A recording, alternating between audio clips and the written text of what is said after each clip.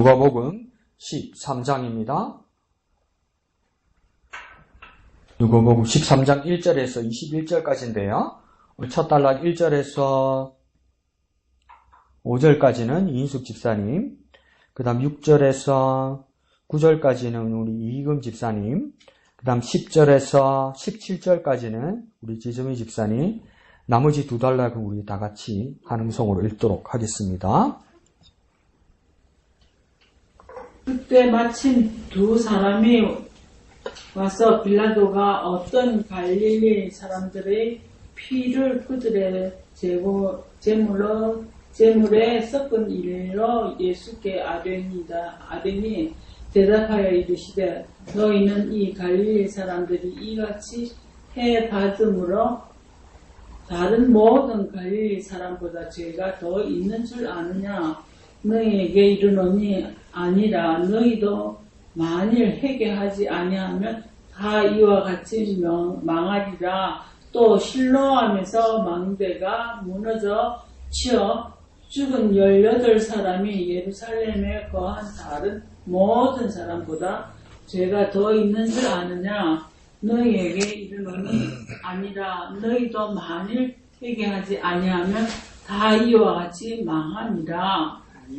이에 비유로 말씀하시되 한 사람이 포도원에 무화과 나무를 심은 것이 있더니 와서 그 열매를 구하였으나 얻지 못한지라.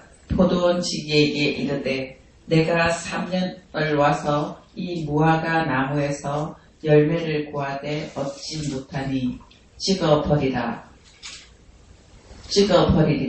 어찌 땅만 버리게 하겠느냐. 대답하여 이르되 주인이여 금년에도 그대로 두소서. 내가 두루 파고 거름을 주리니 이후에 만일 열매가 열면 좋거니와 그렇지 않으면 찍어버리소서 하였다 하시니라. 예수께서 안식일에 한 회당에서 가르치실 때에 18해 동안이나 귀신들로 앓으며 꼬부라져 조금도 펴지 못하는 한 여자가 있더라. 예수께서 보시고 불러 이르시되 여자여 내가 네 병에서 놓였다 하시고 안수하시니 여자가 곧 펴고 하나님께 영광을 돌리는지라. 회당장이 예수께서 안식일에 병 고치시는 것을 분내어 무리에게 이르되 일할 날이 6세가 있으니 그동안에 와서 고침을 받을 것이요 안식일에는 하지 말 것이니라 하거늘 주께서 대답하여 이르시되 예식하는 자들아 너희가 각각 안식일에 자기의 소나 나귀를 양간에서 풀어내어 이끌고 가서 물을 먹이지 아니하느냐. 그러면 18해 동안 사탄에게 매임 바 된 이 아브라함의 딸을 안식일에 이 매임에서 푸는 것이 합당하지 아니하느냐. 예수께서 이 말씀을 하시매 모든 반대하는 자들은 부끄러워하고 온 무리는 그가 하시는 모든 영광스러운 일을 기뻐하니라. 예, 다 같이요. 그러므로 예수께서 이르시되 하나님의 나라가 무엇과 같을까? 내가 무엇으로 비교할까? 마치 사람이 자기 채소밭에 갖다 심은 겨자씨 한 알 같으니 자라 나무가 되어 공중의 새들이 그 가지에 깃들였느니라. 또 이르시되 내가 하나님의 나라를 무엇으로 비교할까? 마치 여자가 가루 서말 속에 갖다 넣어 전부 부풀게 한 누룩과 같으니라 하셨더라. 아멘. 우리 다 잘 알고 있는 내용들입니다. 근데 군데 이 상황에서 이런 말씀까지 하셨구나, 이런 새로운 말씀들이 있지요. 그런 것들이 오늘 우리에게 어떤 새로운 어떤 깨달음이나 새로운 큐티나 또 우리 삶의 자리에 가서 어떻게 우리가 순종해야 되겠다, 이것까지 나왔으면 좋겠습니다. 이 말씀이 이렇게까지 하신 것은 내가 어떻게 해야 되겠구나. 그러니까 내가 이전에 다 알고 있는 것에서 더해져야 되는 겁니다. 그러니까 이게 더 여기에 이런 말씀이 있었네? 이게 이런 뜻으로 말씀하셨네? 이런 것들 있잖아요. 그러니까, 저도 이제 이렇게 큐티를 하면서 보면, 하도 내가 잔소리하니까 뒤에서 보면, 어떤 나라 막, 집사님들 보면, 이 책을 이렇게 딱 꺼냈다고 보면, 자기가 끔찍 놀랄 때가 있어. 내가 뒤에서 보면. 왜 그러냐니까, 어이구, 줄로 안 쳤네 싶어가지고 막, 저한테 뜰기 이전에, 이렇게, 그네. 아이고, 저래라도 열심히 하고, 그 어떤 부담을 가지는 게 얼마나 귀하나 싶어.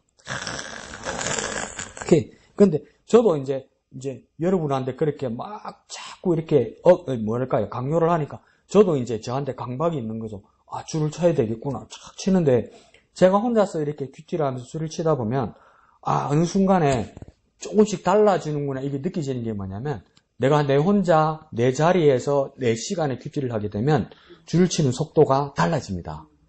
어떤 거는 빨라지고, 어떤 건 느려지고, 어떤 건 끊어지고, 어떤 건 한참 있다가 하고 이렇게 됩니다. 그렇게 되면 큐티는 더 깊어지는 겁니다, 여러분. 우리 주일 오후에 보면 우리 친구들 와서 보면 진짜 잘했어요. 줄 치면. 근데 뭡니까? 기하고 참 보기 좋으면서도 안타까운 거예요. 일정해. 촥 물줄로. 그러니까 일정해. 속도, 물결, 각도 하나 틀리지 않고 처음부터 끝까지 이래요. 어떤 사람 짝 이래요. 그게 뭡니까? 근데 이제 못되게 생각하면 안 보고 껐구나 그냥. 그럴 수도 있고 뭡니까? 빨리 해야 되니까 이제 속도를 맞춰서 하는 거죠.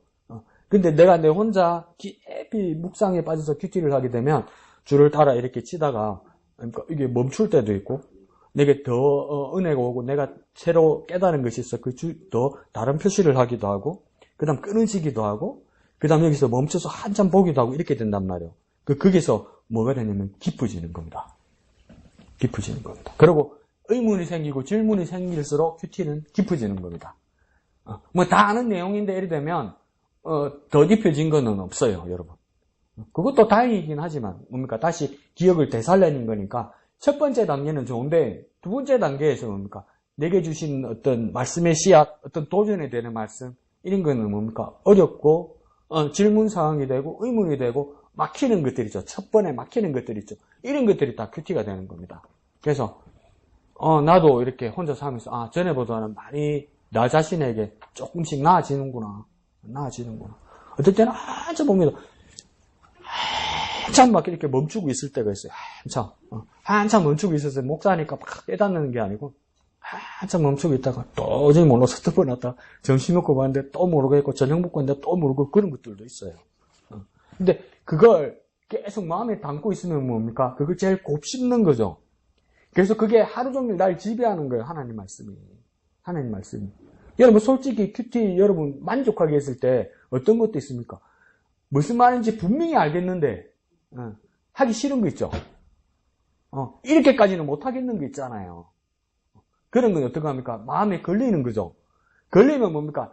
먹기 좋은 음식은 뭡니까? 수르르 넘어서 수르르 이렇게 빠지지만 이렇게 얹혀서 걸려 있는 거 있잖아요. 그러면 하루 종일 신경 쓰이잖아요. 음식이 하루 종일 얹혀 있으면 다른 건 못 먹고 그것처럼 뭡니까? 내게 부담스러운 말씀 내게 왔을 때 이렇게 얹혀 있고 걸려 있으면 그게 말 그대로 부담입니다. 부담. 근데 그 부담은 나쁜 게 아니에요. 영적 부담은 나쁜 게 아니에요.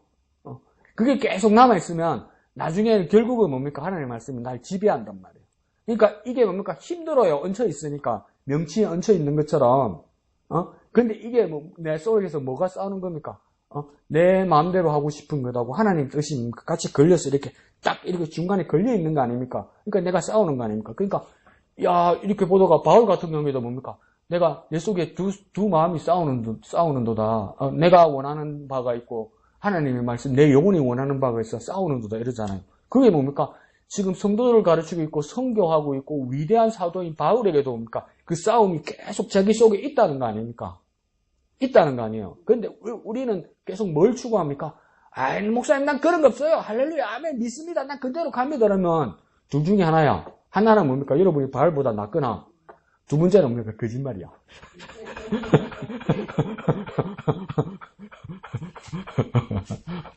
그러니까 바울에게도 뭡니까? 평생 그게 있더라고요. 그래갖고 내가 조금씩 더 나아져야 되겠다 이렇게 느낀 게 마틴 루터 같은 경우에는 독일에서 이제 부모님의 어떤 기대나 희망이 있어서 처음에 뭐였냐면 대학에서 법학을 공부를 했었습니다. 법학을 공부하다가 친구하고 어디 길을 가는데 그날 번개가 딱 쳐가지고 옆에 있는 친구가 번개를 맞아 죽었어요. 그 얼마나 놀랐겠어요. 그리고 얼마나 무서웠겠어요. 그래서 거기에서 마틴 루터가 너무 무서워서 하나님 앞에 기도하는데 뭐라고 기도하는 줄 압니까? 성 안나요. 나를 살려주시는 주님의 일을 하겠습니다. 이래요. 성 안나요. 그 성 안나가 누군지 아십니까? 모르는데 왜 마틴 루터는 성 안나요 그랬을까요? 그 예수님 외할머니입니다. 마리아 친정어머니. 가톨릭 교회는 마리아의 친정어머니도 성녀로 이렇게 추정해놨어요. 그러니까 마틴 루터가 하나님께 기도하는 것이 아니고 성 안나요. 나를 살려주시면 마리아도 아니야. 성 안나요. 나를 살려주시면 내가 주님 일을 하겠습니다. 이랬단 말이에요. 그러면서 자기가 신학대학을 가고 그 다음에 뭡니까? 사제를 하다가 주님의 바른 뜻을 알아서 95개조 반박문을 쓰고 그 다음 개신교의 이제 그 시작이 되었다는 거죠. 그러니까 그 마틴 루터의 시작은 뭡니까? 우리가 봐도 너무나 미흡하고 어떻게 볼 때는 이렇게 하면 안 되는 건데 이렇게 시작을 했단 말이에요. 정말 부족하고 미흡하게 시작했어요. 우리 생각은 말도 안 되게 시작했어요. 근데 그가 어떻게 됩니까? 나중에 하나님 앞에 점점 바르게 서는 거예요. 그리고 나중에 뭡니까? 지도자가 되는 거죠. 지도자가 되는 거죠. 7년 동안 성경을 완전히 마스터해서 라틴어 성경을 독일어로 창세기부터 요한계시록까지 번역해서 옮겼잖아요. 그래서 나중에 그게 그의 해고록에 보면 나는 창세기부터 계시록까지 어떤 말씀, 어떤 사건이 있는지 다 기억한다잖아요. 그렇게 변했단 말이에요. 저와 여러분도 큐티가 날마다 뭡니까? 하나님까. 우경아 죽어라 이러면서 뭡니까? 이러면 퇴보하는 겁니다, 이거 퇴보하는 겁니다. 근데 뭡니까? 지겹고 힘들어도 뭡니까? 내가 큐티를 하면서 줄을 치거나 이러면서 뭡니까? 내가 혼자서 깊은 묵상 가운데서 막 깨달음이 있고, 막 놀람이 있고, 그래서 한 단어가 내게도 남고, 이래서 줄을 쳤고, 이걸 딱 보고 있으면 뭡니까? 처음에 힘들고 싫었던 거기에서 뭡니까? 더 깊음에 빠지는 거 아니에요. 마틴 루터도 그랬어요. 바울도 뭡니까? 그 고민과 갈등 속에 있었어요. 왜 내가 이 말을 하느냐? 2025년도 중간에 큐티를 그만둘 생각은 없구나, 저 인간이. 그렇게 생각하시면 됩니다. 그래서 왼쪽 위에 제목 한번 읽어볼 거예요. 시작. 하나님 나라의 요구와 영향력. 이 제목과 아무리 찾아봐도 오늘 본문에 어떤 구절에 매치되는 건 없죠, 그죠? 그래서 하나님 나라가 뭘 요구하느냐? 뭘 요구하느냐? 이것도 이제 깊이 생각해보면 여러분 큐티 했으면 보일 겁니다. 하나님 나라의 요구와 그 다음 두 개를 보는 겁니다. 요구와 영향력. 그러니까 하나님 나라가 주제고 하나님 나라가 우리에게 요구하는 것이 있고 그 다음은 뭡니까? 그 영향력에 대해서 말씀하시는 것이 있다. 그럼 요구한다는 것은 아주 순화해서 말해도 요청하는 것이고 안 그러면 우리에게 명령해서 원하는 것이란 말이에요. 그러면 원하는 것, 명령하는 것, 해라는 건 뭘까요? 오늘 본문에서 뭐 하라는 걸까요? 두 개가 나오는 것 같은데 왼쪽에는 누구 뭐랬어요? 네? 그렇죠. 회개죠, 회개. 이건 선생님 하잖아. 봐! 나 큐티 했잖아! 그랬잖아. 회개죠, 회개. 그 다음, 그 회개를 두 번째 단락에서는 뭐로 바꿔서 이야기합니까? 비유니까? 뭐 같습니까? 뭘 요구하는 것 같습니까? 그렇죠, 열매. 봐! 나 했다고! 10배! 이랬잖아. 그렇죠. 회개와 열매를 요구하는 겁니다. 회개와 열매. 그러니까 하나님 나라의 요구, 여기는 답이 두 개죠, 그죠? 회개와 열매. 회개와 열매를 썼으면 회개가 맞고 열매는 뭡니까? 그 비유로 말하는 것 같아요. 그러니까 회개와 열매를 쓰면 되겠죠. 그럼 두 번째 영향력을 말하는 거죠. 이거 뭘까요? 확산되는 것이고 나쁘게 말하면 전염되는 것이고 또 중립적으로 말해도 번진다는 거겠죠. 하나님 나라가 영향을 미치고 확산되고 전염되고 그러니까 또 번진다는 거겠죠. 그러면 오른쪽에서 예수님이 말씀하신 두 개가 있네요. 뭡니까? 겨자씨하고 누룩. 자매는 오늘도 용감했네? 그렇죠. 그 두 개입니다. 그 두 개. 그래서 오늘은 정말 수수께끼까지 어렵게 제목을 내가 이렇게 써놓은 것 같아서 우리 집사님들 어렵게 딱 생각했는데 그러니까 더 잘 맞추네요. 내 실력이 이 정도야. 그러시네요. 아주 훌륭하십니다. 여러분도 그러니까 계속 큐티하면서 일치월장 하시는 것 같아요. 그러니까 하늘날 요구 밑에는 뭡니까? 회개와 열매를 쓰면 되고, 밑에 영향력 밑에는 뭡니까? 겨자씨와 누룩을 쓰시면 됩니다. 밑에 예수님은 시작. 예수님은 인류의 죄를 지적하시며, 밑에 파란색 글 있죠? 푸른색. 시작. 예수님은 인류의 죄를 지적하시며 회개를 촉구하십니다. 이어서 그들 가운데 임한 하나님의 나라가 어떤 곳인지 치유 사건과 비유를 통해 설명하십니다. 이렇게 되어 있죠. 그래서 이어서에서 두 단락으로 왼쪽과 오른쪽으로 나누어져 있는 겁니다. 그래서 오늘 본문에서 첫 번째 사건은 뭡니까? 무시한 사건이죠, 그죠? 그러니까 말씀드렸죠. 처음에 다윗과 솔로몬 시대 이후로 이스라엘에는 남북 왕국으로 이렇게 나뉘어집니다. 북이스라엘과 남유다로 나눠지는데 남쪽에는 솔로몬의 아들 르호보암이 통치를 하게 되고 북쪽은 뭡니까? 북이스라엘로 해서 여로보암이 통치를 시작하게 되죠. 그래서 두 동강이 났었어요. 근데 예수님 당시에는 또 몇 동강이 났다고 지난주에 제가 말씀드렸나요? 이스라엘 땅이 남북 아니고 남북 아니죠. 세 동강이었죠. 그러니까 맨 북쪽에 뭐가 있었습니까? 자, 눈 뜨시고 저 보시고 자, 맨 왼쪽에 뭡니까? 갈릴리가 있었고 그 다음 중앙에 뭐가 있었습니까?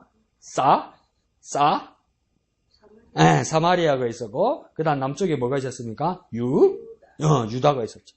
그래서 그러니까 북갈릴리, 중앙이 사마리아, 남쪽이 유다 이렇게 있은 거예요. 근데 이게 왕들이 있는 게 아니고 분할된 통치 지역이었던 거죠. 근데 이 사건이 어디에서 일어났다고 합니까? 첫 단락에 보니까 북갈릴리에서 났다고 이야기하는 것이죠. 이 북갈릴리에는 우리나라 땅처럼 얘기하면 우리나라는 북쪽이니까 뭐와 마주하고 있습니까? 러시아와 중국과 마주하고 있듯이 이 이스라엘의 북갈릴리 사람도 뭡니까?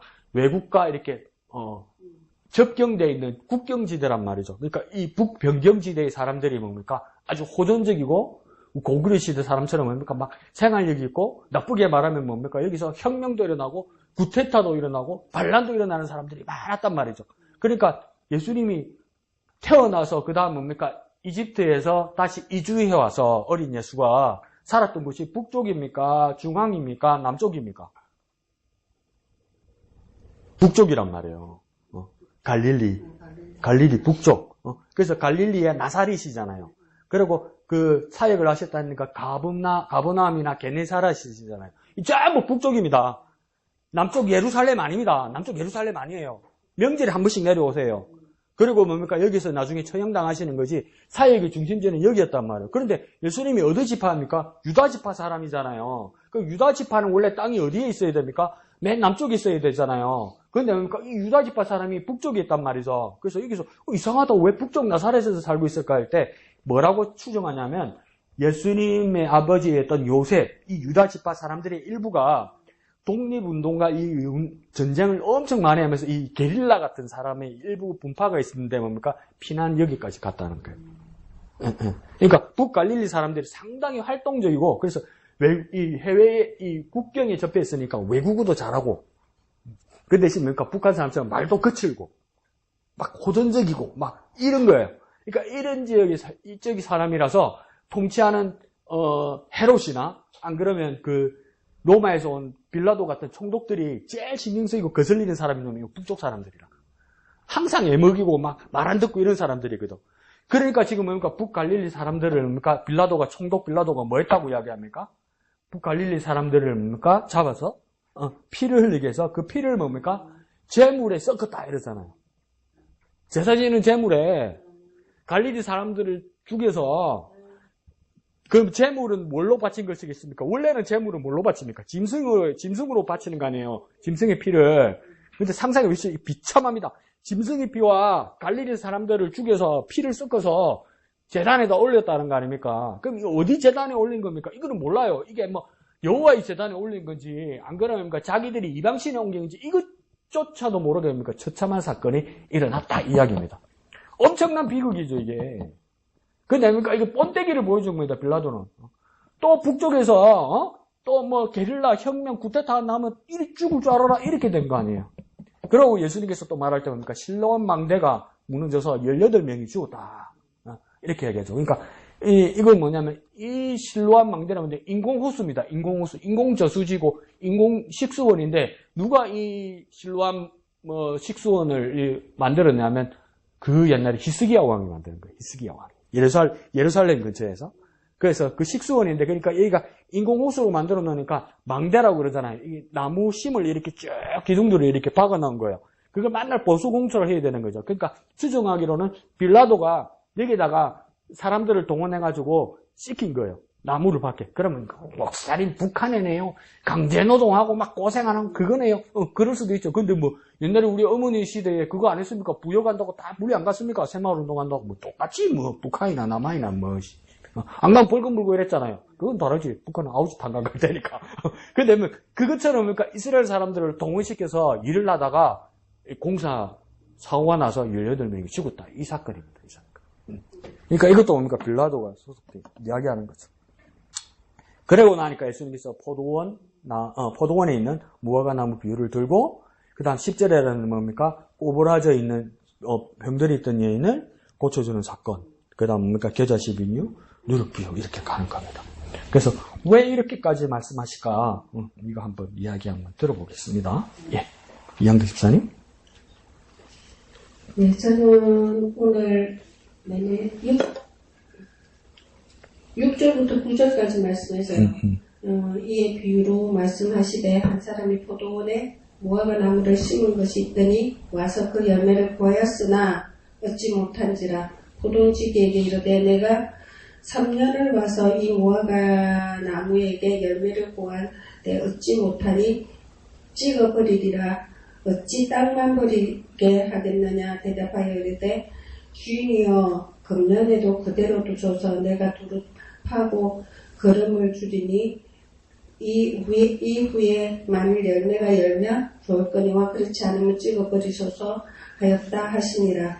이 말씀에서 그럼 우리가 지금 심판에 연기한 이후에 그 비유로 말씀하셨는데 그래요. 우리에게도 이렇게 열매 맺지 못할 이런 일들이 있지만 그래도 이 열매를 맺게 하기 위해서는 이제 다시 우리가 또 생각이 이렇게 나는 거예요. 그래서 제가 지금 화요일날 그 공과에서 청지기의 자세에 대해서 그냥 허리띠를 메고 등불을 켜고 서 있으라 이러는데 좀 더 이렇게 오늘 하루 더 이렇게 생각이 났었고요. 그래서 우리가 정말 먼저 우리가 더 낮아지고 정말 청지기 역할을 하면서 정말 우리 겨자씨와 같은 우리 눈에는 보이지 않지만 우리의 성김들이 겨자씨와 같고 누룩과 같이 정말 우리가 먼저 본이 되고 우리가 먼저 이렇게 정말 청지기 역할을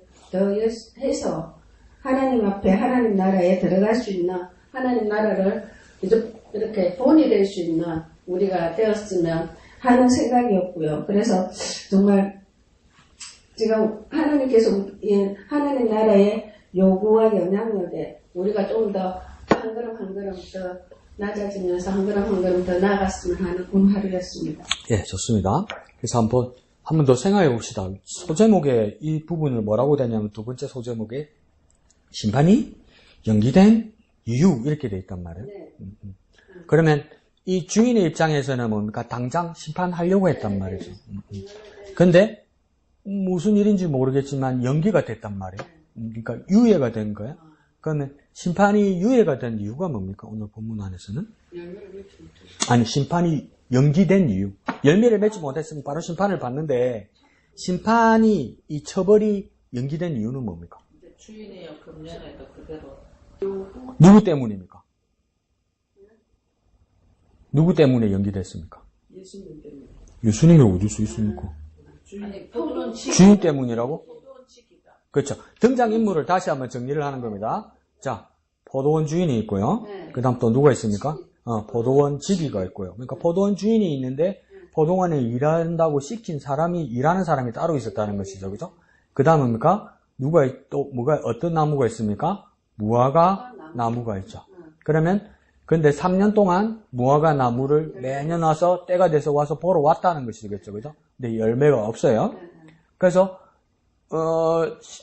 농사를 짓지 않지만 그 주인의 입장에서는 뭡니까? 열매를 안 맺었으니까 땅만 버리는 거니까 찍어버리려고 했단 말이에요. 그러니까 그 심판을 집행하려고 했단 말이에요. 집행. 집행하려고 했는데 집행이 안 됐어요. 한 번 더 유예를 받았어요. 그건 중간에 누가 들어서 그랬습니까?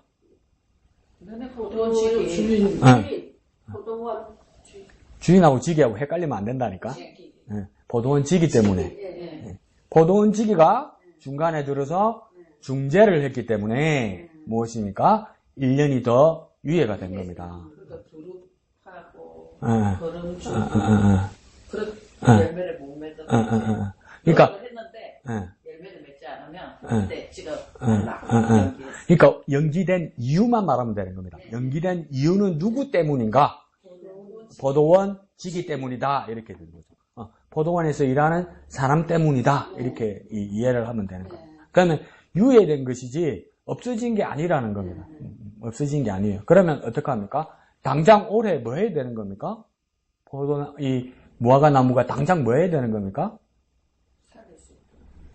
포도원 나무가 당장 뭐 해야 되는 겁니까? 열매를 맺어야 되는 거예요. 당장 포도나무가 열매를 맺어야 되는 거예요. 올해 한 번밖에 기회가 없다는 걸 알아야 된다는 거예요. 이제 두 번 다시 기회는 없다는 걸 알아야 된다 이 말입니다. 두 번 다시.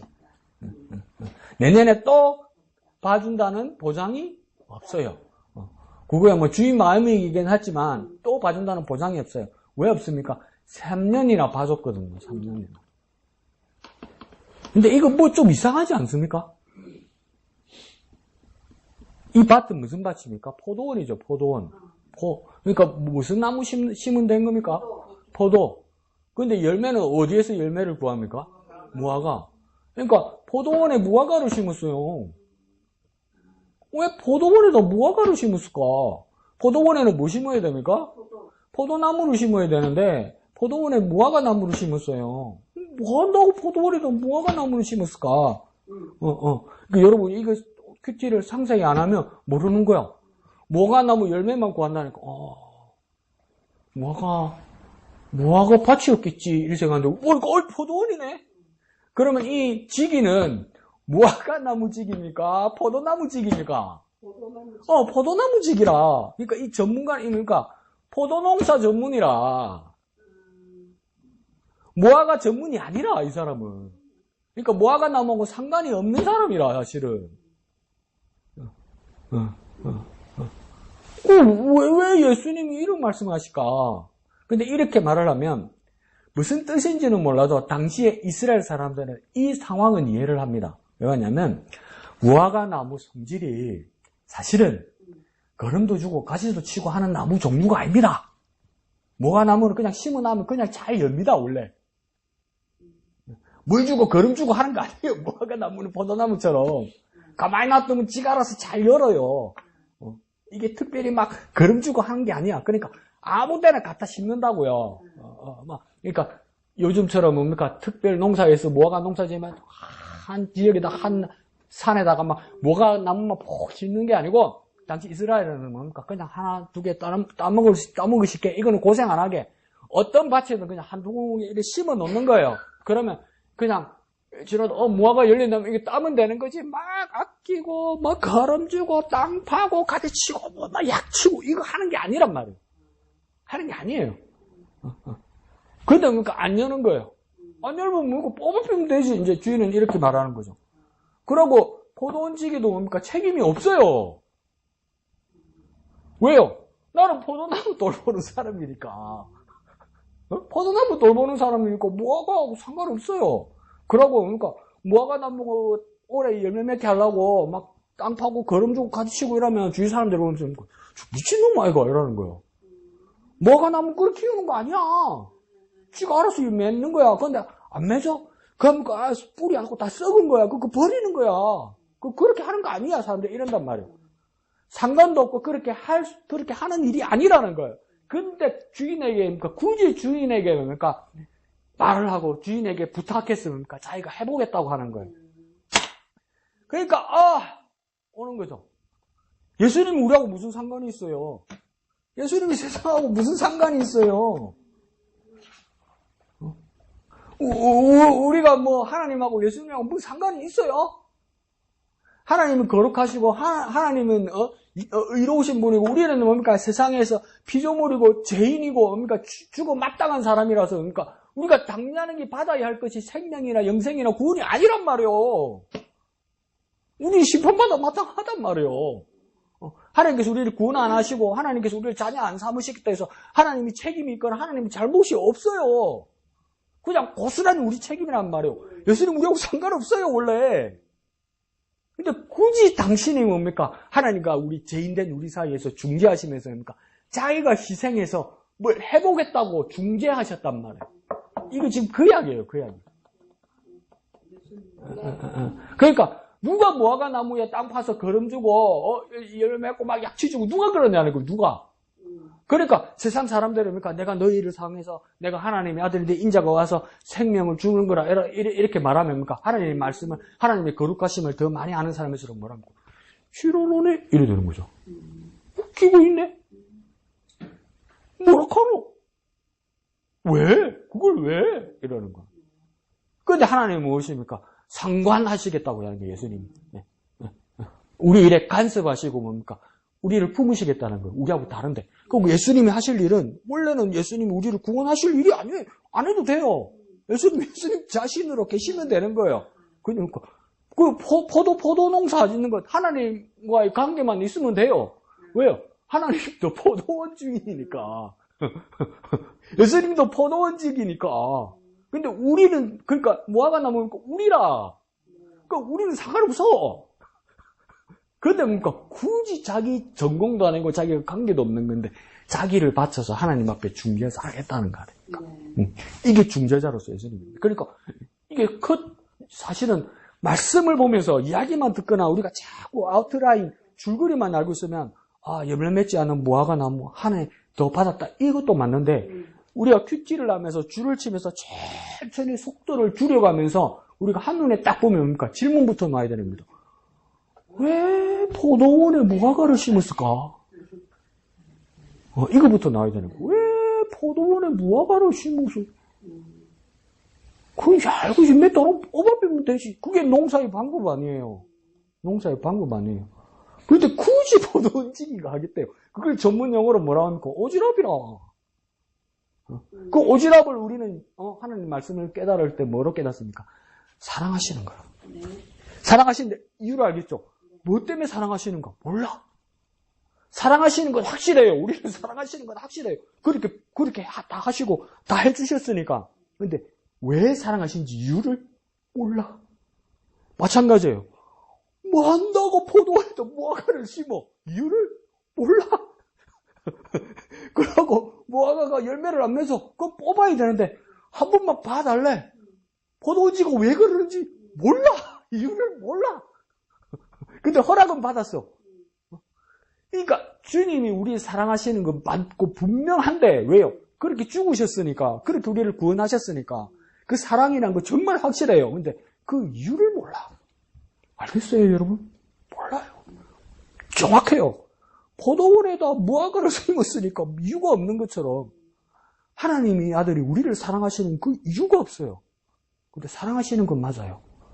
그럼 우리가 할 수 있는 거니까 어찌 감사하지 않을 수 있냔 말이에요. 어떻게 감격하지 않을 수 있냔 말이에요. 어떻게 감사하지 안 하고 감격하지 않을 수 있냔 말이에요. 이거 큐티에서만 여러분 발견할 수 있는 겁니다. 그럼 이제 강 목사 네가 해줬잖아. 그래서 말고 집에 가서 다시 한번 생각해 주십시오. 뭐 한다고 포도원에다 무화과 나무를 심어갖고 이 고생을 하시나? 포도원 지기신 예수님은 뭐 한다고 이렇게 고생을 하시나? 보람 무슨 보람? 그죠? 그러니까 포도 이 높이가 애매하대요. 우리나라는 진짜 딱 목 디스크하고 허리 디스크 딱 좋은 그 높이 돼요. 딱 이래가지고 딱 사람 골병 들이는 높이 돼요. 이게 그 포도농사 짓기만 해도 힘든데 세상에 이스라엘 사람 누가 무화과 나무에다가 거름 주고 까지치고 한 사람은 살다 처음 본 거 아니에요. 이스라엘 사람들도 왜 저러냐는 말이에요. 왜 저러냐는 말이에요. 이 사람은 포도원 전문가도 아니고 무화과 나무에다 와가지고 그냥 크는 나무에다가 막 거름 주고 땅 파고 왜 일어나는 거예요? 사람들이 구경을 해도 왜 저런지 모르겠어. 왜 저러는 거야? 마귀도 보면서 무슨 꿍꿍이야? 모르겠어. 근데 결과는 사랑이야. 근데 이유는 몰라. 얼마나 그 사랑이 깊고 얼마나 높고 얼마나 충만한지 그 사랑의 깊이와 넓이를 우리가 깨달을 수가 없어요. 우리가 잴 수가 없어요. 그래서 우리는 뭡니까? 감사할 수밖에 없어요. 이거 진심으로 감사할 수밖에 없어요, 여러분. 하나님의 사랑의 깊이와 넓이를 알 수 없기 때문에 우리가 할 수 있는 건 진심으로 감사할 수밖에 없어요. 뭐라 표현할까요? 우리 규칙에 하면 내가 자주 써먹죠. 나를 사랑해 주시지 않았으면 난 큰일 날 뻔했어. 난 방법이 없어. 예수님이 나를 사랑해 주셔서 중재하지 않았으면 난 방법이 없어. 근데 예수님께서 냉정하게 그래 법대로 하자 이랬으면 나 큰일 난. 근데 예수님 법대로 하는 거 아니에요. 지금 여러분 좌우당간에 결정 났으면 좋겠잖아요. 헌법재판소. 이거 왜 안 하는 거요? 맞으면 맞다, 기면 기다, 아니면 아니다. 왜 안 하는 거요? 답답해 미치겠잖아요. 버뜩 막 기면 기다, 아니면 아니다. 근데 왜 헌법재판관들이 안 앉아서 여러 예상 중에 헌법재판관들은 법대로 하는 거예요. 왜 법대로 하냐니까 이기적이거든. 자기밖에 몰라. 그러니까 법대로 하는 그 이기적인 것밖에 몰라요. 국민들이 스트레스 받는다. 어디에 맞췄으면 좋겠다. 아무 관심 없어요, 그 사람들. 경제적으로 뭐 있다, 사람들이 피로감을 가진다, 좌우 이념이 대립해서 갈등이 길어지면 더 길어진다. 아무 관심 없어요. 나는 내 할 일만 하면 된다고 생각해서요. 해요. 근데 그게 법적으로 맞잖아요. 근데 우리는 바깥에서, 이기적인 것들, 진짜, 이왕 할 것 그냥 좌우당간에 막 기든 아이든 빨리 결정을 내려줘야지. 스트레스 받아서 못 살겠다, 이래 되잖아요. 근데 법대로는 맞아요. 6개월 안에 하면 되니까, 큰일 났다. 그럼 3개월이 더 남았는데, 어이구, 이렇잖아요. 우리도 하나님 앞에서, 거룩하신 하나님 앞에서 하나님이 법대로 하면 뭡니까?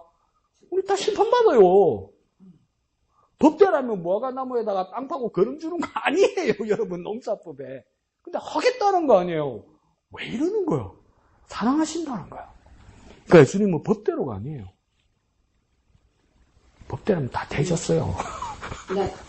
사랑하신다는 거. 이렇게 사랑하신다는 것만 하루 종일 묵상만 해도 저는 그런 생각이 들어요. 이해가 안 가네. 그러다가 보니까 좀 정말 감사합니다. 또 이해가 안 가네. 감사합니다. 이러다가 보니까 안 해주셔서 난 큰일 뻔했네. 진짜. 근데 안 해주셔도 할 말은 없는 거예요. 그러니까 안 해주셔도 할 말은 없는데 해주시는 거니까 얼마나 감사해요. 그러니까 이 사랑을 깊이 깨달은 사람일수록 주님 앞에 헌신하는 거겠죠. 주님 앞에 헌신해도 그걸 갚을 수가 없는 거예요. 평생 갚아도 빚진 자 되어 주님의 빚진 자 되어. 그 말이 정확하게 맞아요. 그러니까 평생 갚아내도 뭡니까? 주님의 평생 빚진 자예요. 평생. 그러니까 그 빨간 주마시에서 왜 포도원에다 모가나무를 심어가지고 이 사다를 내라. 그러니까 큐티하면 나오는 겁니다. 모가나무 열매를 맺어야 되는 게 맞는데 우리는 큐티하면 나올 수 있는 거예요. 눈으로 보이니까 포도원에 무화과나무를 왜 심어가지고 두 번째 줄에 나오죠, 그죠? 포도원에 6절 두 번째 줄이죠, 그죠? 이에 비로 말씀하시죠. 한 사람입니까? 포도원에 무화과를 심어서. 근데 누구 버렸다니까? 한 사람이 그렇게 했다잖아요. 그러니까 많은 사람도 안 하는 짓을 한 거야, 이게. 안 하는 짓을 한 거야. 그러니까 하나님 우리를 사랑하는 건 안 하는 짓을 한 거야. 해서는 안 될 짓을 하신 거야. 참만 다행이죠. 야, 이것만 묵상하고 일주일 생각해도 감격 천지입니다. 감격 덩어리입니다. 감격 덩어리. 예, 좋습니다. 예, 목사님. 저는 14절에 그 회당장이 분내었다. 회당장이 분내다. 분내어 우리에게 얘기를 했어요. 그런데 17절에 보면 온 무리는 영광스러운 일을 기뻐했다. 그러니까 회당장은 분내고 온 무리는 기뻐하고 회당장의 논리는 그거예요. 그 엿새 동안 뭐 하다가 안식일에 일을 하냐라고 하는 그런 얘기였죠. 네.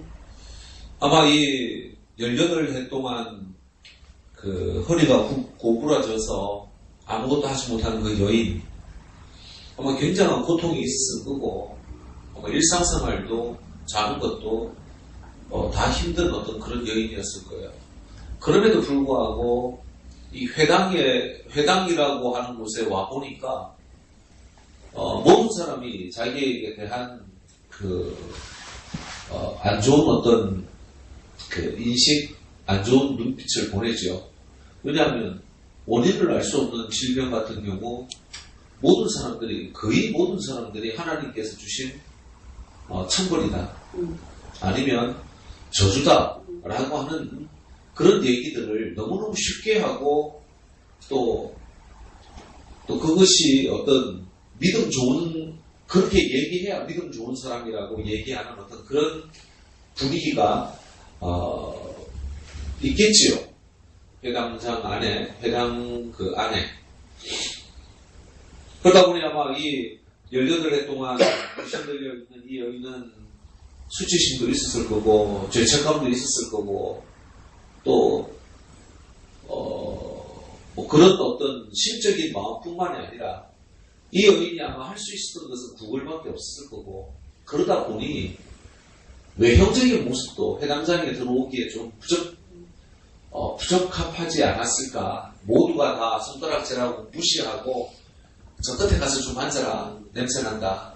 아니면, 구걸하던 여인이 왜 들어오냐, 뭐 이런 식으로. 아니면 처벌받은 여인이 왜 여기 와서 있냐, 뭐 이런 식으로 얘기할 수 있는 그런 모습이 아니었을까. 그래서 저는 여기서, 주님께서는 그 사람에 대해서 위선자라고 표현하고 있거든요. 그래서, 야, 이거, 나에게 있어서의 모습은 어떨까? 어떤, 정말 18년 동안 귀신 들린 그런 아픔과 율법을 비교해가지고, 당신의 고통보다는 율법이 더 우선이다라고 얘기하고 있는 그런 모습은 아닌가. 또, 그 율법의 경건의 모양은 있는데, 정말 18년 동안, 알고 있는 그 사람에 대한 사랑. 그러니까, 지금 그 회당장은 율법, 경건의 모양, 그것이 무엇보다 앞서느냐 하면 그 여인의 고통보다 훨씬 앞서고 있다는 것이죠.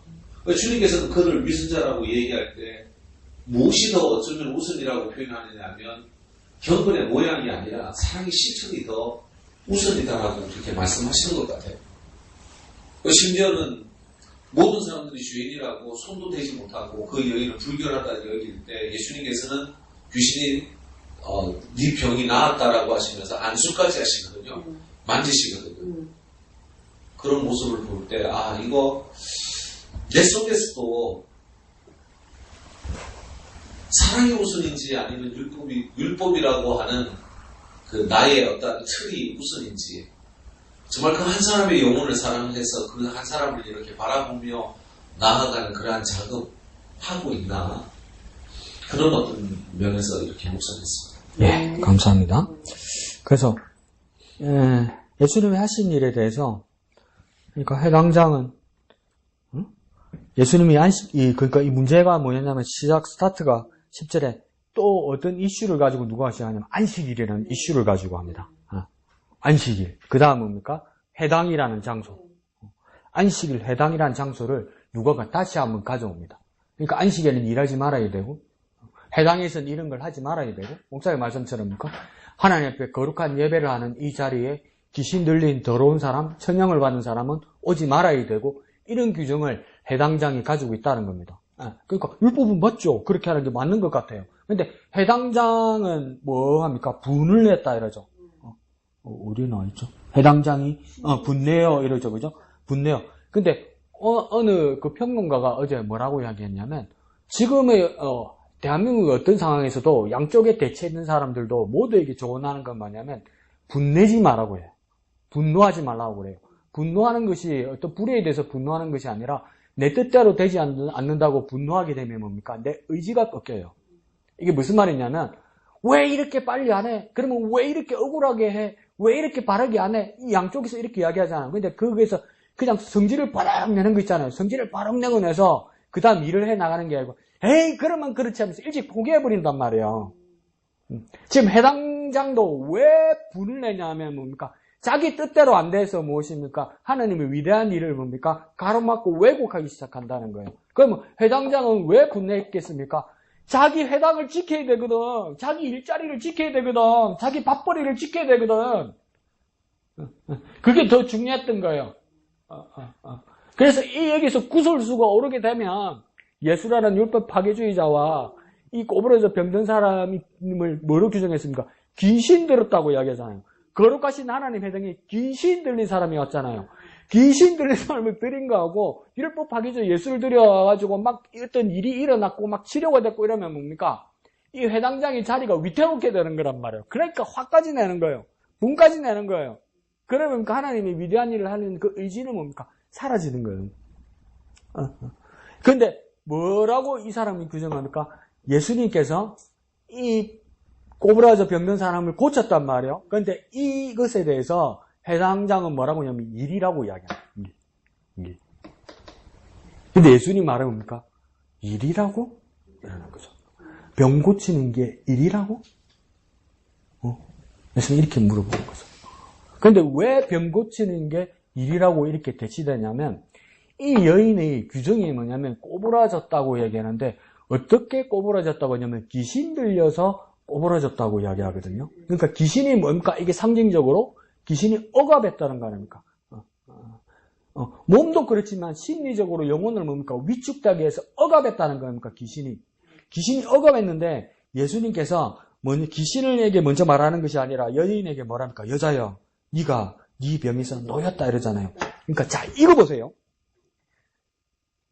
내가 만약에 귀신이 들려 병이 들었다. 그러면 한국 사람들 대부분은 뭐에 위축되냐면 나는 보통 사람이 아니고 특별하게 저주받고 특별하게 천벌을 받아서 나는 귀신 든 사람이야 이렇게 되는 거죠. 그래서 부끄러워서 교회 못 오는 거예요. 숨기는 거예요. 내가 귀신 들려서 그렇지는 않다고. 왜요? 내가 나아도 뭡니까? 사람들은 어떻게 인식합니까? 전에 귀신 들었던 사람 이렇게 되는 거예요. 나아도 전에 귀신 들었던 우경이 이렇게 되는 거란 말이에요. 그러면 왜 사람들은 어떻게 생각하냐면 귀신과 이 사람을 하나로 봐요. 하나로. 전에도 귀신 들었던 사람이고 지금은 나았지만 전에도 귀신 들었던 사람에서 여전히 건강한 사람이고 치유된 사람이고 치료된 사람인데도 뭡니까? 귀신과 이 사람을 하나로 본단 말이에요. 근데 예수님 뭐랍니까? 귀신을 안 부르고 뭐라고 부릅니까? 여자여, 네가 병에서 나았다 이렇게 말하잖아요. 이게 무슨 말입니까? 귀신하고 너는 다른 사람이야 이 말이에요. 네가 지금 귀신 들려서 고통받고 있어도 너는 귀신과 한편이 아니야 이렇게 말하는 거예요. 그러니까 예수님의 관심은 귀신 들린 여자에게도 뭡니까? 귀신에게 관심이 있는 것이 아니라 이 사람에게 관심이 있단 말이에요. 근데 오늘날 많은 교인들도 뭡니까? 자꾸 그걸 기억해요. 저 사람 귀신 들었던 사람. 그 이름을 생각이 안 나도 뭡니까? 귀신 들었던 사람 이름이 있다니까. 근데 예수님은 뭐랍니까? 여자여, 네가 병에서 놓였다. 이 말입니까? 귀신의 억압에서 끝났다. 이렇게 말하는 거예요. 그래서 예수님께서요, 안수하셨다. 이래서. 안수하셨다는 건 뭡니까? 예수님의 손이 이 여인의 몸에, 이 여인의 머리에 닿은 거겠죠. 그렇게 기도하신 거죠. 이게 뭔 말입니까? 예수님에게 있는 온전함과 건강함이 이 여인에게 옮겨진 거예요. 저와 여러분이 지금 살고 있는 것, 구원받은 것, 자유함을 얻는 것, 어떤 치유함을 받는 것, 이건 뭡니까? 노력하거나 공력이 있거나 안 그러면 내가 열심히 기도해서 안 그러면 훌륭한 사람 만나서 뭡니까? 어떤 에너지를 받거나 어떤 힘을 받아서 능력을 받아서 내가 자유함을 얻고 구원함을 얻고 치유함을 받은 게 아닙니다. 뭡니까? 예수님 것이 나에게 온 거예요. 예수님 것이 나에게 온 거예요.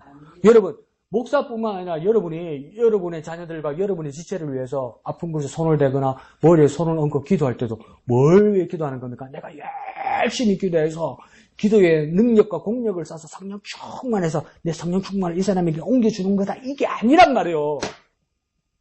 저와 여러분이 믿음으로 주님의 능력이 주님의 온전함이 옮겨지게 하여 주옵소서. 이 믿음으로 기도하는 거란 말이에요. 내게 있는 걸 주는 게 아니고요. 내가 만들어 주는 게 아니고요. 베드로와 요한도 성전 미문에 앉아있는 사람에게 못 일어나는 사람에게 내게 있는 것을 너에게 주는 거니까 내가 가진 것, 내가 만든 것을 준다는 게 아니었잖아요. 그러니까 예수의 이름이잖아요. 그러니까 이 예수님도 지금 뭡니까? 이 여인이 낫게 되고 귀신이 떠나게 되고 온전하게 된 이유는 뭡니까? 예수님 것이 이 사람에게 온 거예요. 저와 여러분이 지금 사는 이유와 저와 여러분이 예배하고 저와 여러분이 주님을 만나고 깨닫는 그 비결이 뭡니까? 내가 열심히 노력해서 되는 것이 아니라 예수님의 깨달음과 예수님의 능력과 예수님의 믿음이 내게 왔기 때문에요. 그 확신과 간증이 있어야 되는 거예요. 그런데 지금 뭐랍니까? 해당장은 뭐라고 합니까? 이걸 일이라고 이야기합니다. 일. 그러니까 일은 뭡니까? 월요일부터 그러니까 그 사람 시대에 일, 월, 하, 수, 목, 금 사이에 해라는 거예요. 토요일 안식일은 하지 말라는 거예요. 왜요? 예수님의 병 고치는 게 일인 거라. 근데 예수님이 뭡니까? 그게 일이라고? 일이라고? 이렇게 말하면서 예수님이 이제 뭡니까? 반격 들어갑니다. 뭐라고 합니까? 안식일이다잉? 일 하지 마라 그랬다잉? 그러지? 근데 네 집에 네가 안식일날 니는 안식일날 해당에 가서 예배하고 식사 초대해서 밥 잘 먹고 배 두드리고 딱 오는데 뭡니까? 너희 집에 오니까 소나 양이 뭡니까? 에메 이러는데 낮에 뭡니까? 햇빛이 내리쬐고 막 이러는데 보니까 물을 아무도 안 먹였어. 그러면 니 어떻게 되는데? 이러는 거야.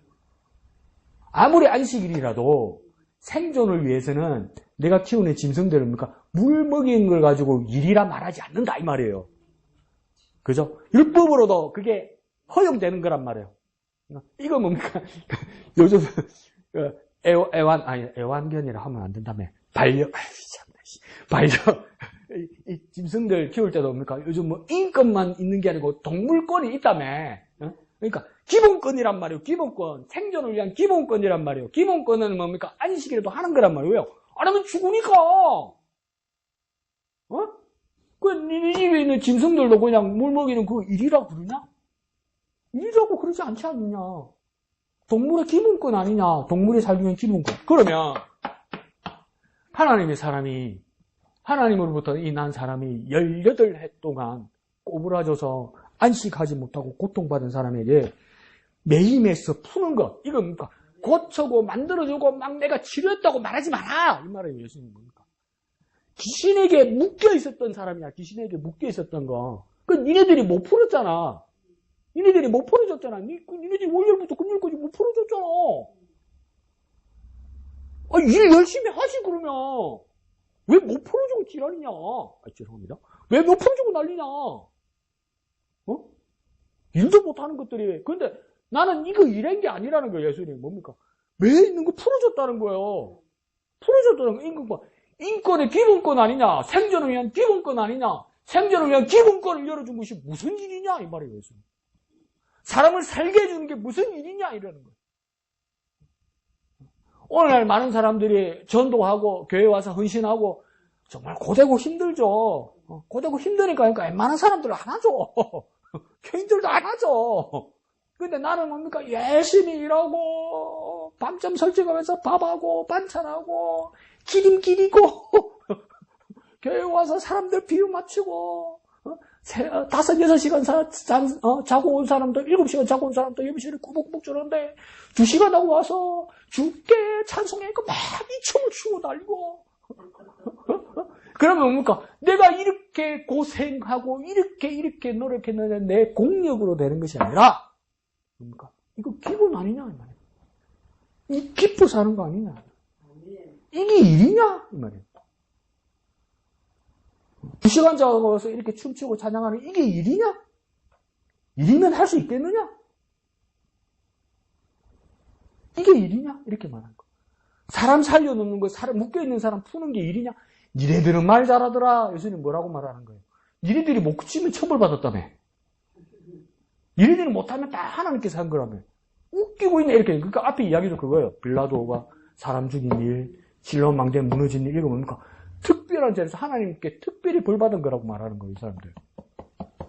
이 여인도 뭡니까? 현대 자기들의 그 당시에 의학이나 기도하는 사람이 못 고치는 건 그 지가 못해놓고 뭐라고 합니까? 하나님 앞에 천벌 받았다고 이야기하고 귀신 들었다고 하고 그러는 거예요. 그래서 내가 풀어줬어. 묶인 걸 풀어줬어. 이게 일이냐? 그러니까 우리가 주님 앞에 와서 예배하고 주님 앞에서 헌신하는 거 이거 일로 하면 못합니다. 목사님 이 일 아닙니까? 내 보람도 없는데 그럼 하지 말까? 목사님 내 일이라고 하는 건데 그렇지 됩니까? 일이 아니라는 겁니다. 이걸 뭡니까? 푸는 거라는 거예요. 꼬부러져 있고 펴지 못한 사람 푸는 거예요. 그러니까 18년 동안 일해 한 사람, 18년 동안 고생한 사람, 내가 이 단 한 번에 푸는 것, 이게 뭡니까? 이 사람이 생존의 기본권을 준 것이 이게 어떻게 일이냐. 진짜 안식과 평안을 준 게 아니냐 이 말이에요. 진짜 안식과 평안을 준 게 안식일날 안식 줬다고 이렇게 말하는 거. 안식일날 참 안식을 줬다고 내가 이렇게 말하는 거. 안식일날 일 안 하는 게 안식이 아니고 안식일날 어떤 사람에게 묶여있는 사람에게 참 안식을 주는 것. 안식일날 피곤에 쩔어 있고 고통과 고난에 쩔어 있는 사람에게 참 안식을 주는 것. 이게 안식이 아니냐 예수님이 이렇게 말하는 거예요. 그런데도 해당자는 뭐합니까? 자기 걸 지켜야 되니까. 그러니까 목사님 말씀하신 대로 그 다음 반응이 뭡니까? 모든 반대하는 자들은 부끄러워하고 무리들은 그 영광스러운 일을 기뻐하더라 그러잖아요. 근데 반대하던 자들이 부끄러워했다 했을 때 내가 이게 헷갈리는 거예요. 부끄러워하는 자들이 있었고 기뻐하는 자들이 있었다. 이 부끄러워한다는 뜻이 뭘까? 자기가 잘못했다는 것을 깨닫고 뉘우치는 사람일까? 안 그러면 자기가 예수님과의 논쟁에서 져서 자존심 상한 걸까? 이걸 내가 지금 잘 모르겠어요. 그런데 그보다도 더 중요한 건 뭡니까? 온 무리들은 뭐 했습니까? 기뻐했다는 거예요. 안식일날 기뻐했다는 거예요. 참 안식을 뭡니까? 한 사람을 통해서 모든 사람들이 그 참 안식을 공유한 거예요. 한 사람 나음으로 모든 사람이 그 참 안식을 공유한 거예요. 공유. 그러니까 이 해당장은 얼마나 당황스럽겠습니까? 난장판이 났다. 내일 이제 불려가겠다. 이제 사내들이 불려가서 이제 욕도로 먹고 이제 잘못하면 해당장 몽아지 날아가겠다. 이렇게 돼버린 거예요. 그보다 더 중요한 건 뭡니까? 안식이라는 거죠. 그걸 주님께서 주셨다. 그렇죠. 자, 그래서 비유는, 천국 비유는, 하나님 나라 비유는 뭡니까? 겨자씨 비유가 있고, 누룩의 비유가 있죠. 겨자씨 비유는 우리가 잘 안다, 그죠? 그러니까 당시에 이스라엘 사람들에게는 제일 작은 알이 이 겨자씨라고 보았답니다. 그 당시의 사람들은. 그래서 그 사람들 속담도 있었다는 거. 우리는 뭡니까? 아이고, 세 발에 피고 뿅알이 너무 많지라. 아이고, 참 줄라면 제대로 주지. 진짜 뿅알이, 그거 뭡니까?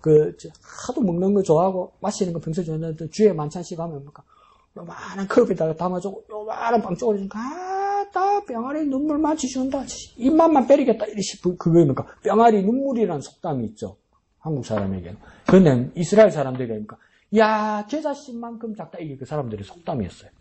근데 이 겨자씨를 심으면 뭡니까? 나중에 나무가 된다고 이야기하잖아요. 근데 이 나무란 말에서 다른 사본에는 또 어떤 표현이 되냐면 나무 앞에다가 커다란 나무가 된다 이런 표현이 있어요. 그러니까 세상 사람 눈에는 하나님 나라가 정말 보잘것없다 이 말입니다. 보잘것없다니까. 보잘것없죠. 하나님의 아들이 하늘에서 구름 타고 내려와가지고 군사들 천군천사 데리고 하나님 나라 선포하고 이래야 되는데 뭡니까? 이 구유에 나가지고 뭡니까?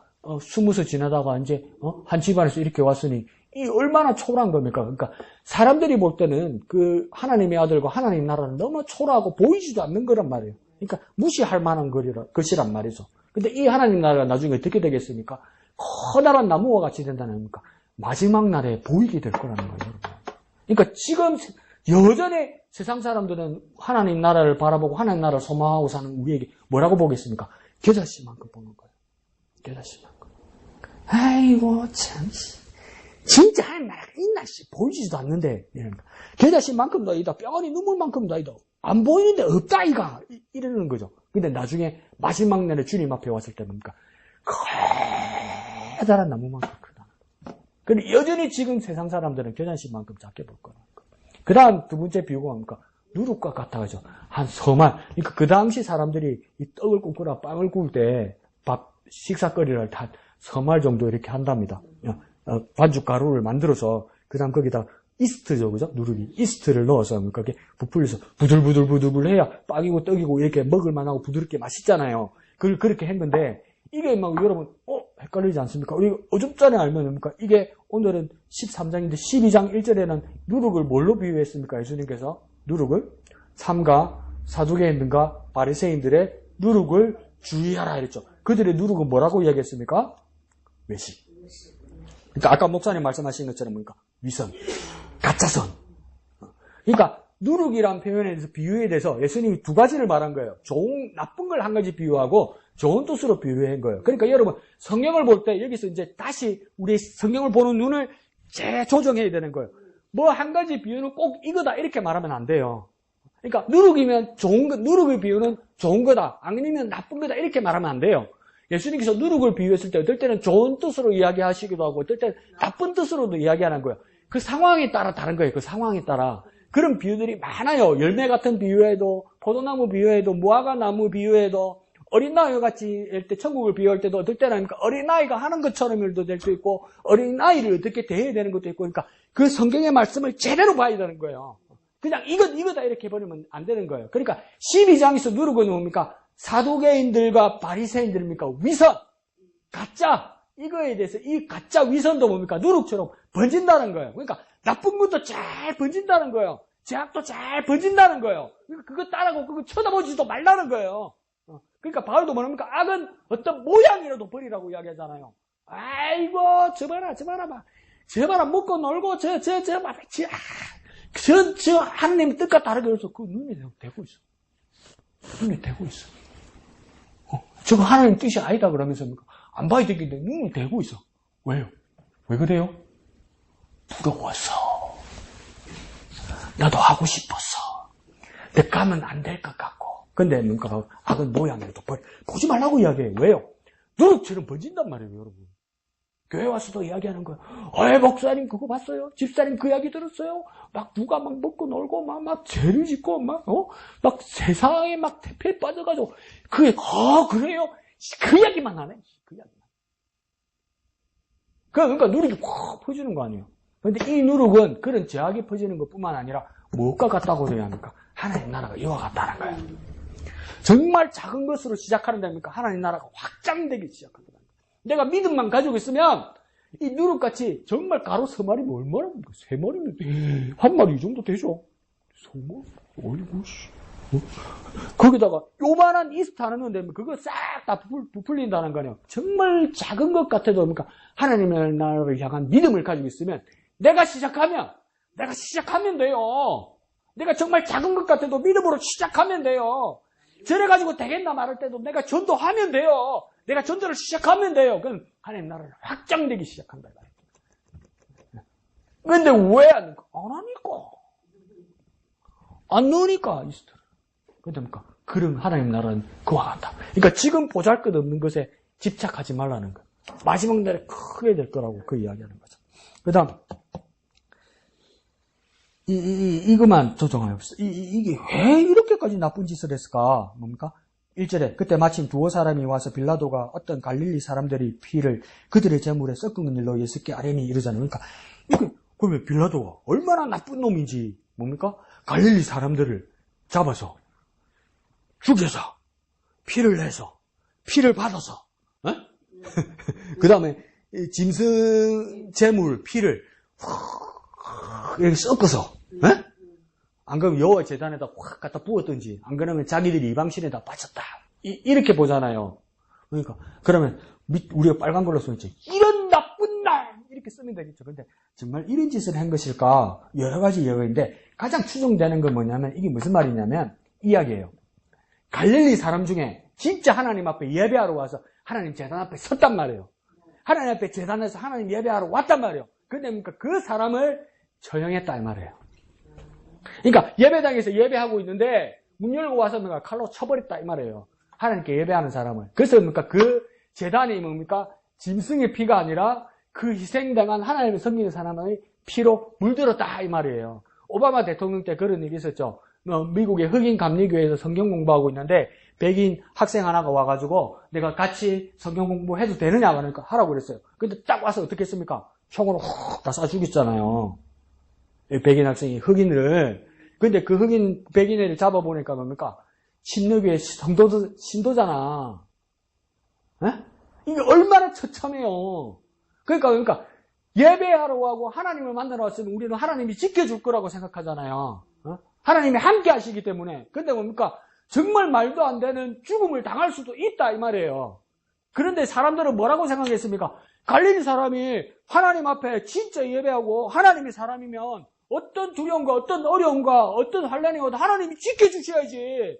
저 사람이 죽었어. 이상한데 그럼 뭐 크게 잘못한 게 있는 게 아닌가 이런단 말이에요. 많이 그러지.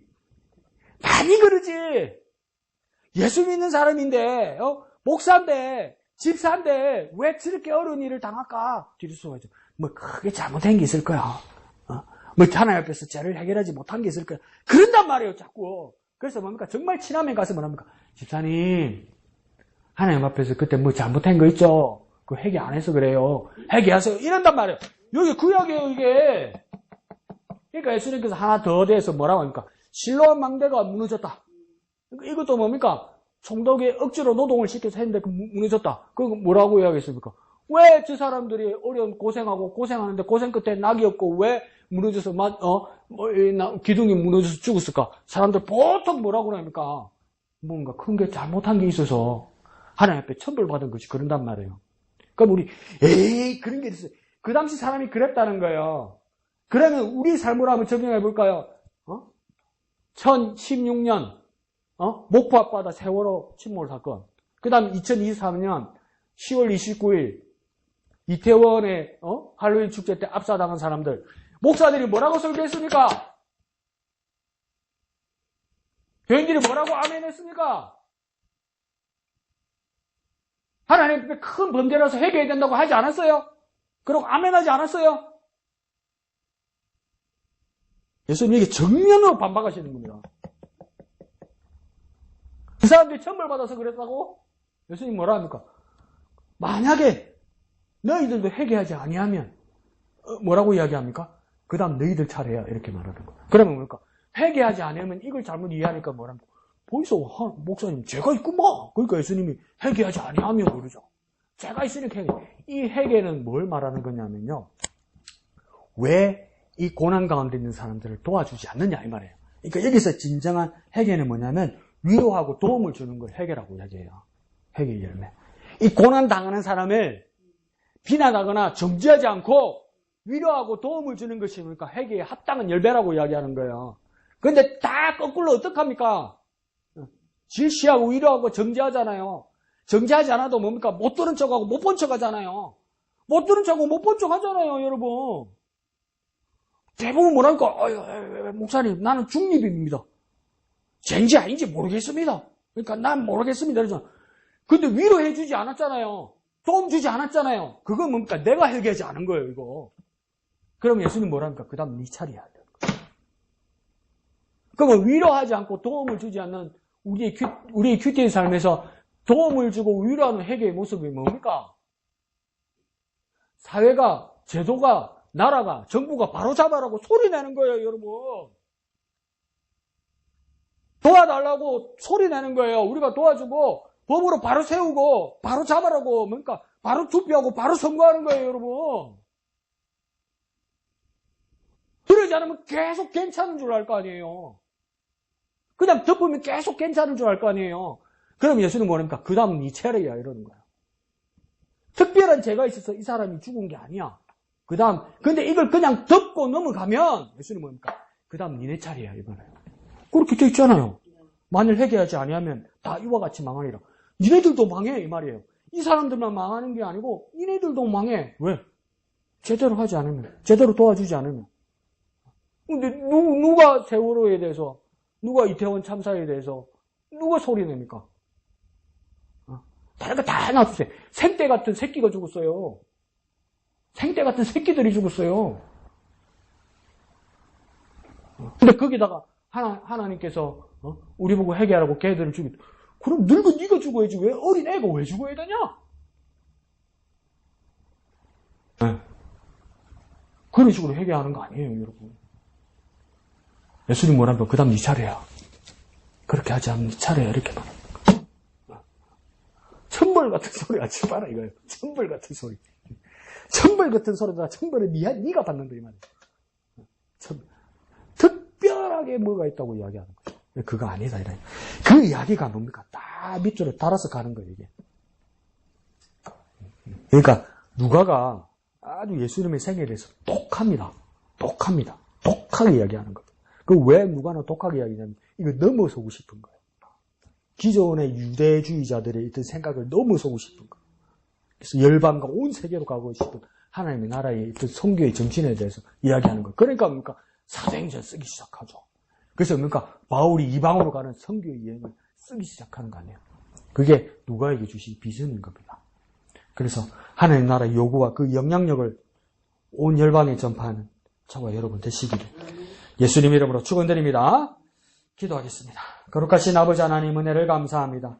하나님 나라가 우리에게 요구하는 것을 제대로 깨달을 수 있는 우리가 되게 하여 주옵소서. 회개하게 하시고 또한 그 열매를 맺을 수 있는 우리가 되게 하여 주시고 우리가 진정한 회개를 하여서 고통당하는 자에게 위로와 도움을 줄 수 있는 우리가 되게 하여 주옵소서. 우리 차례와 우리 순서가 되지 않도록 주님 우리가 진정한 회개의 자리와 열매를 맺을 수 있도록 도와주옵소서.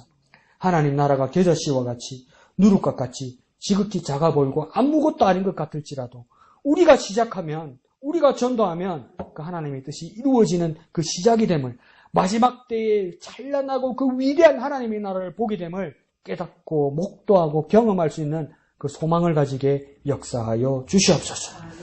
모든 것을 감사드리며 거룩하신 예수님의 이름으로 기도합니다. 아멘. 하늘에 계신 우리 아버지의 이름을 거룩하게 하시며 아버지의 나라가 오게 하시며 아버지의 뜻이 하늘에서와 같이 땅에서도 이루어지게 하소서. 오늘 우리에게 일용할 양식을 주시고 우리가 우리에게 잘못한 사람을 용서하여 준 것 같이 우리 죄를 용서하여 주시고 우리를 시험에 빠지지 않게 하시고 악에서 구하소서. 나라와 권능과 영광이 영원히 아버지의 것입니다. 아멘.